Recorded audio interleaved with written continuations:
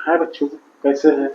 चलिए हम लोग आज परिमेय संख्याओं के मध्य परिमेय संख्या ज्ञात करना जल्दी से सीख लेते हैं। यदि a बटा बी और c बटा डी दो परिमेय संख्याएं आपको दी गई हो तो इनके बीच जो है हम अनंत परिमेय संख्याएं खींच सकते हैं। यहाँ b और d है, हर का मान 0 नहीं है। तो क्या करना होता है, सबसे पहले हम लोग इस चित्र को ध्यान से देखिए। अभी इसको थोड़ी देर के लिए हटा देते हैं।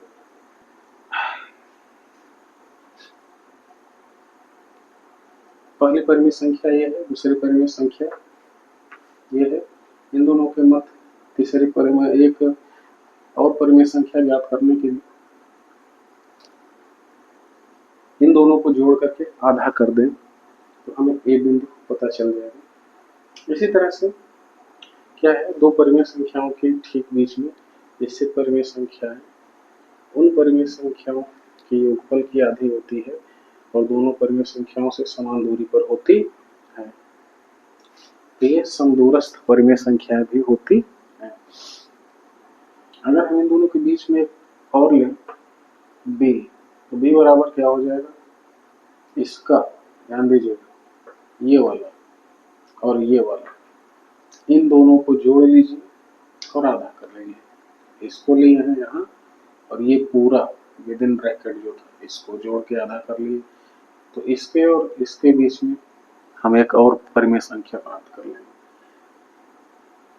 हम इन सब के बीच में एक पॉइंट सी और लेना हो तो क्या करना पड़ेगा, ये जो बी आया है इतना बड़ा सा, ये वाला और ए, इन दोनों को जोड़ करके आधा कर लीजिए। तो आधा कर लिए, ये वाला ले लिए और ये पूरा क्या है, बी है, ऊपर निकाला है हमने, ये पूरा रख दिया। तो इसको हम लोग एक न्यूमेरिकल मतलब एक उदाहरण के साथ आपको समझा देंगे, चीजें क्लियर हो जाएंगी। मेन थीम ये है कि किसी भी बिंदु पर हम जो है अनंत परिमेय संख्याएं खींच सकते हैं संख्या रेखा पर, ये बहुत बड़ी बात है। तो अच्छा कैसा लगा जानकारी? एक बिंदु पर हम अनंत परिमेय संख्याएं खींच सकते हैं। तो ये मेन थीम थी आज की।